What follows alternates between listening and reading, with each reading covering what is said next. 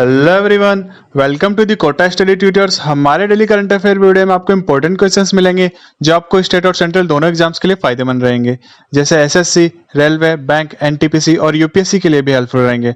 तो चलिए आज के सेशन की शुरुआत करते हैं। तो सबसे पहले तो मैं आपको कल का क्विज क्वेश्चन का आंसर बता देता हूँ। तो कल मैंने क्विज क्वेश्चन पूछा था आपसे कि तक्षशिला यूनिवर्सिटी को किसने बनवाया था। तो उसका सही आंसर था महापद्मनंद। ऐसा माना जाता है कि महापद्मनंद ने ही तक्षशिला यूनिवर्सिटी को बनवाया था। और अब मैं आपको दो और यूनिवर्सिटी के बारे में बता देता हूँ जो कि प्राचीन भारत में बनाई गई थी। तो पहला है तक्षशिला के बारे में तो मैंने आपको बता दिया। दूसरी है नालंदा यूनिवर्सिटी, ये जो 5th AD सेंचुरी में कुमारगुप्त द्वारा बनवाई गई थी। किसके द्वारा बनवाई गई थी? कुमारगुप्त के द्वारा। और एक और यूनिवर्सिटी है विक्रमशिला यूनिवर्सिटी, जो कि सन 783 से सन 920 के बीच में बनाई गई थी। और इसको किसने बनवाया था? इसको धर्मपाल ने बनवाया था। तो ये था हमारा कल के क्वेश्चन के बारे में। अब हम आज के क्वेश्चन की तरफ चलते हैं। तो आज का हमारा क्विज क्वेश्चन ये है कि भारत का पहला इंग्लिश न्यूज़पेपर इनमें से कौन सा था। तो हमको बताना है कि इनमें से कौन सा न्यूज़पेपर पहला इंग्लिश न्यूज़पेपर था भारत का। इसका आंसर आपको कमेंट बॉक्स में देना है। तो चलिए आज के करंट अफेयर की तरफ चलते हैं। तो हमारे आज के करंट अफेयर का पहला सवाल है कि जून 2020 में केंद्र सरकार ने स्ट्रीट वेंडर्स को किफायती ऋण प्रदान करने के लिए कौन सी योजना की शुरुआत की है। तो बताना है कि स्ट्रीट वेंडर्स के लिए लोन उपलब्ध करवाने के लिए सरकार ने कौन सी योजना की शुरुआत की है। तो कौन सी योजना की शुरुआत की है? तो पीएम स्वनिधि योजना की शुरुआत की है। अब तो पीएम स्वनिधि का मतलब क्या होता है वो बता देता हूं पहले आपको। तो पीएम स्वनिधि का मतलब है प्रधानमंत्री स्ट्रीट वेंडर्स आत्मनिर्भर निधि।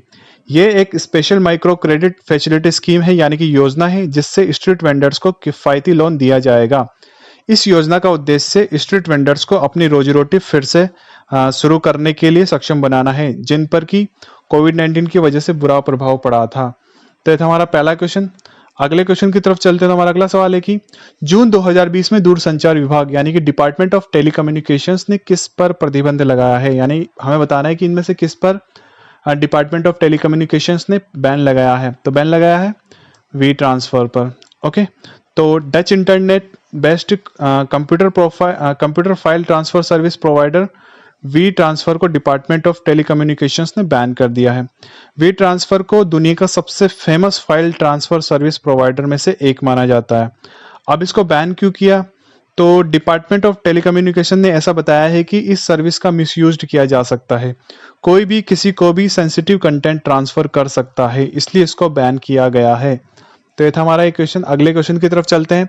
तो हमारा अगला सवाल है कि जून 2020 में किसको अंडमान निकोबार कमांड के 15वें कमांडर इन चीफ के रूप में किसने पदभार संभाला है। तो बताना है कि इनमें से किसने अंडमान निकोबार के 15वें कमांडर इन चीफ के रूप में पदभार संभाला है। तो यहाँ पर पदभार संभाला है लेफ्टिनेंट जनरल मनोज पांडे ने। ओके, तो ये प्रेजेंट पोस्ट संभालने से पहले डिसिप्लिन, सेरेमोनियल और वेलफेयर के विषयों से संबंधित आर्मी हेडक्वार्टर के डायरेक्टर जनरल थे।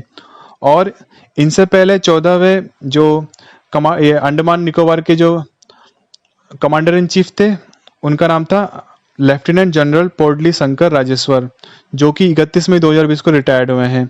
अब CINCAN यहाँ पर ये लिखा हुआ है, तो इसकी फुल फॉर्म मैं आपको बता देता हूँ। इसकी फुल फॉर्म है commander in chief of Andaman and Nicobar. Okay, तो ये था हमारा क्वेश्चन। अगले क्वेश्चन की तरफ चलते हैं। तो हमारा अगला सवाल है कि निम्न में से किसने अल्ट्रा स्वच्छ नाम से कीटाणु शोधन यानी कि डिसइंफेक्शन यूनिट विकसित की है। तो हमें बताना है कि किसने डिसइंफेक्शन यूनिट विकसित की है। तो ये विकसित की गई है DRDO के द्वारा। ओके, तो DRDO ने अल्ट्रा स्वच्छ नाम से कीटाणु शोधन यानी कि डिसइंफेक्शन यूनिट को विकसित किया है। ये बहुत सी चीज़ों को डिसइंफेक्ट कर सकता है, जैसे कि PPE को यानी कि पर्सनल प्रोटेक्टिव इक्विपमेंट को, इलेक्ट्रॉनिक्स आइटम्स को और कपड़ों को भी ये डिसइंफेक्ट कर सकता है। और Institute of Nuclear Medicine and Allied Science, जो कि दिल्ली बेस्ड लेबोरेटरी है DRDO की, उसने gel craft health care private limited के साथ मिलकर इस डिसइंफेक्शन यूनिट को बनाया है। ओके, तो ये था क्वेश्चन। अगले क्वेश्चन की तरफ चलते हैं। तो हमारा अगला सवाल है कि केंद्र सरकार ने 2020-21 के दौरान किस राज्य में जल जीवन मिशन के इम्प्लीमेंटेशन के लिए 175 करोड़ रुपए की मंजूरी दी है। तो बताना है कि कौन से राज्य के लिए केंद्र सरकार ने 175 करोड़ रुपए की मंजूरी दी है जल जीवन मिशन के इम्प्लीमेंटेशन के लिए। तो ये मंजूरी दी है मेघालय के लिए। ओके, तो ये जल जीवन मिशन को 2019 में शुरू किया गया था, जल जीवन मिशन को। और इसका एम ये था कि सभी ग्रामीण परिवारों को घरेलू जल कनेक्शन मिल सके। और वैसे तो मेघालय में एवरेज से ज़्यादा बारिश होती है और नेचुरल वाटर रिसोर्सेज भी बहुत ज़्यादा हैं, इसीलिए यहाँ पर ये इसको योजना को मंजूरी दी गई है। और अब मैं मेघालय के बारे में बता देता हूँ। तो मेघालय के जो सीएम है उनका नाम है कॉनरेड संगमा, और यहाँ के जो गवर्नर है उनका नाम है तथागता रॉय। और यहाँ के कुछ नेशनल पार्क के बारे में आपको बता देता हूँ। तो यहाँ के नेशनल पार्क में पहला है बलपक्रम नेशनल पार्क और दूसरा है नोक्रेक रिज नेशनल पार्क। तो ये था मेघालय के बारे में। अब हम अगले क्वेश्चन की तरफ चलते हैं। तो हमारा अगला क्वेश्चन है कि जून 2020 में किसने नई दिल्ली में एमएसएमई क्षेत्र के लिए चैंपियंस नाम से टेक्नोलॉजी बेस्ड सॉल्यूशन का शुभारंभ किया है। तो हमें बताना है कि इसका शुभारंभ किसके द्वारा किया गया है। तो यहाँ पर देख सकते हैं नरेंद्र मोदी जी, तो इनके द्वारा इसका शुभारंभ किया गया है। ओके, तो चैंपियंस क्या होता है। तो चैंपियंस की फुल फॉर्म आपको बता देता हूँ। तो चैंपियंस की फुल फॉर्म है creation and harmonious application of modern processes for increasing the output and national strength. ठीक है, और इसका उद्देश्य क्या है। तो इसका उद्देश्य देश के सभी micro small and medium enterprises को वन स्टॉप सॉल्यूशन देना है। और इसका शुभारंभ किसके द्वारा किया गया था। तो नरेंद्र मोदी जी के द्वारा इसका शुभारंभ किया गया है। तो अगले क्वेश्चन की तरफ चलते हैं। हमारा अगला सवाल है कि इनमें से किसने कोविड-19 टेक्नोलॉजी एक्सेस पुल लॉन्च किया है। तो हमें बताना है कि इनमें से किस ऑर्गेनाइजेशन के द्वारा कोविड-19 टेक्नोलॉजी एक्सेस पुल को लॉन्च किया गया है। तो इसको लॉन्च किया गया है WHO के द्वारा। ओके, तो करीब 37 देशों ने WHO यानी कि वर्ल्ड हेल्थ ऑर्गेनाइजेशन से अपील की और कहा कि वैक्सीन, दवाओं और अदर डायग्नोस्टिक्स टूल्स के लिए एक कॉमन ओनरशिप होना चाहिए, तभी हम इस वैश्विक बीमारी से लड़ पाएंगे, यानी कि कोरोना महामारी से लड़ पाएंगे। इसलिए WHO ने टेक्नोलॉजी एक्सेस पुल को लॉन्च किया है। ठीक है, तो ये था क्वेश्चन। अगले सवाल की तरफ चलते हैं। तो हमारा अगला क्वेश्चन है कि भारत के मौसम विभाग यानी कि इंडियन मेट्रोलॉजिकल डिपार्टमेंट ने चक्रवाती तूफान निसर्गा के कारण 4 जून 2020 तक किस राज्य के लिए रेड अलर्ट जारी किया है। तो हमें बताना है कि इनमें से कौन से राज्य के लिए रेड अलर्ट जारी किया गया है IMD द्वारा। तो यहाँ पर महाराष्ट्र के लिए भी रेड अलर्ट जारी किया गया है और गुजरात के लिए भी रेड अलर्ट जारी किया गया। तो यहाँ पर इसका आंसर हो जाएगा A और B दोनों के लिए। ठीक है, तो भारत के मौसम विभाग यानी कि इंडियन मेट्रोलॉजिकल डिपार्टमेंट ने 4 जून 2020 तक अरब सागर में आए चक्रवाती तूफान निसर्गा के कारण महाराष्ट्र और गुजरात के लिए रेड अलर्ट जारी किया। और अरब सागर में अभी जो लो प्रेशर क्रिएट हो रहा है, इससे ये उम्मीद लगाई जा रही है कि महाराष्ट्र और गुजरात में भारी बारिश हो सकती है। और मौसम विभाग ने केरल, कर्नाटका, गोवा और कोस्टल महाराष्ट्र के लिए एक ऑरेंज अलर्ट भी जारी किया है। ठीक है, तो ये था क्वेश्चन। अगले क्वेश्चन की तरफ चलते हैं। तो हमारा अगला क्वेश्चन है कि जून 2020 में हवाई यात्रा के लिए किस IIT के छात्रों ने संपर्क रहित मोबाइल एप्लीकेशन विकसित किया है। तो बताना है कि कौन सी IIT के स्टूडेंट्स ने संपर्क रहित एक मोबाइल ऐप को बनाया है। तो ये बनाया है IIT गुवाहाटी के छात्रों ने। ठीक है, तो IIT गुवाहाटी के स्टूडेंट्स के एक ग्रुप ने कोविड-19 संकट के बीच यात्रियों के लिए हवाई यात्रा को आसान बनाने के लिए एक संपर्क रहित मोबाइल ऐप बनाया है। इसका नाम क्या है। तो इसका नाम है फ्लाई इजी, और इसको इंटरनेशनल एयर ट्रांसपोर्ट एसोसिएशन यानी कि IATA की गाइडलाइंस में बनाया गया है। ये IATA जो कि 1945 में स्थापित हुआ था, ये दुनिया की एयरलाइंस का ट्रेड एसोसिएशन है। तो IATA क्या है, ये दुनिया भर की एयरलाइंस का ट्रेड एसोसिएशन है। और IATA का जो हेडक्वार्टर है वो कहाँ पर है। तो IATA का हेडक्वार्टर है मॉन्ट्रियल यानी कि कनाडा में इसका हेडक्वार्टर है। अब हम अगले सवाल की तरफ चलते हैं।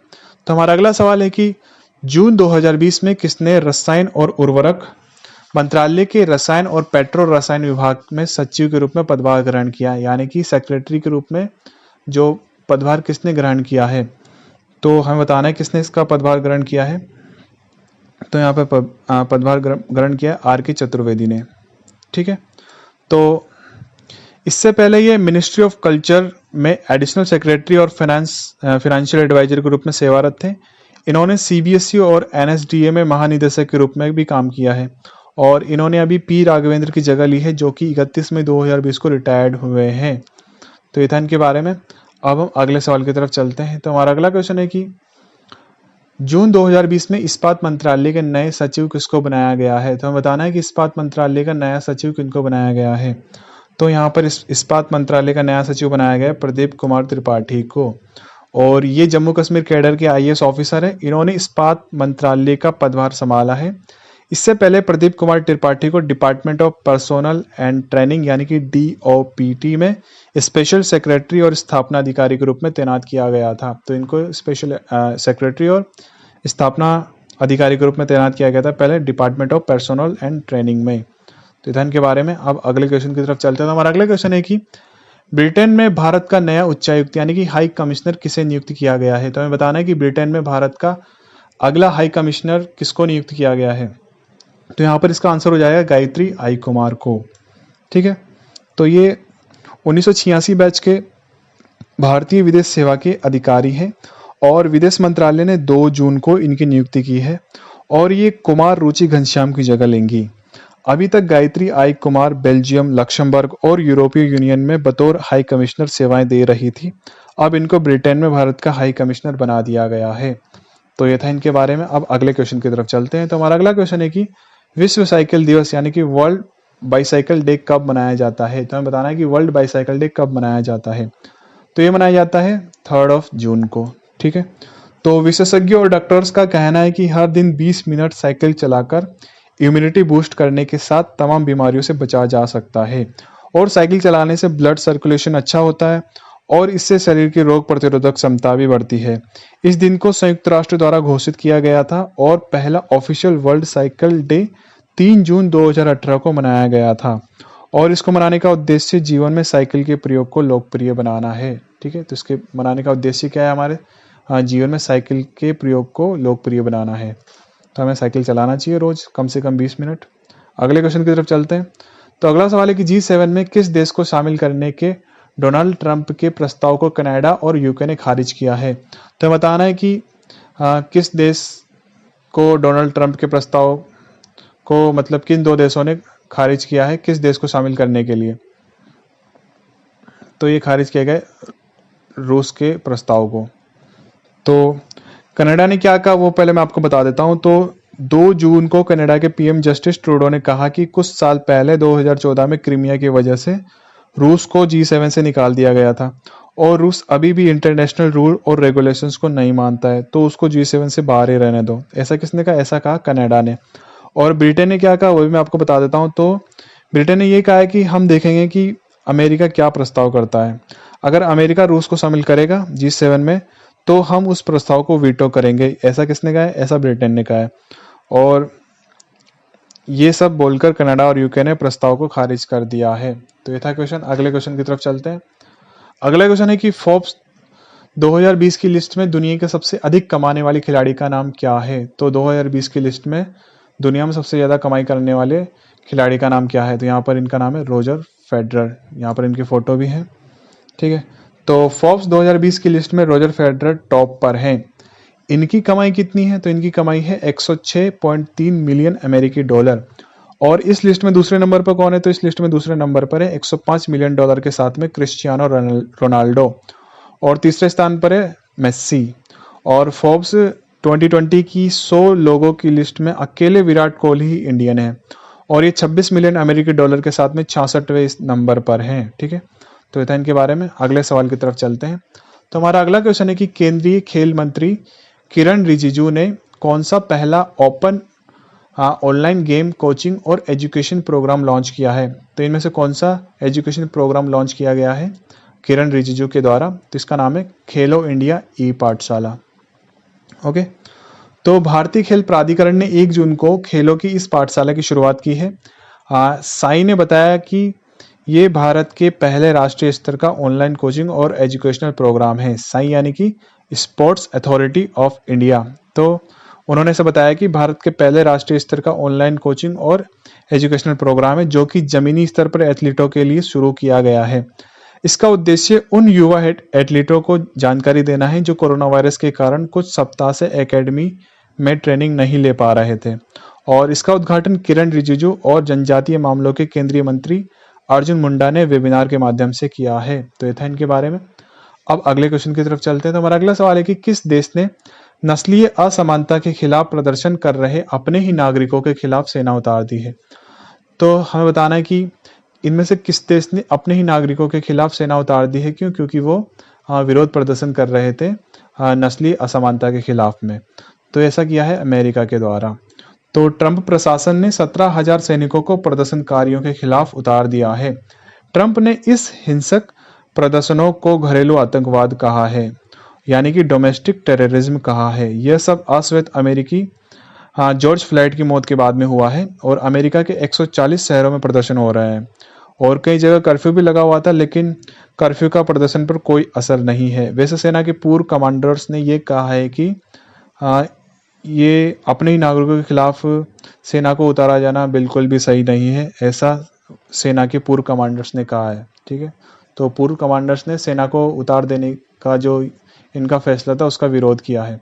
तो ये था हमारा आज का वीडियो।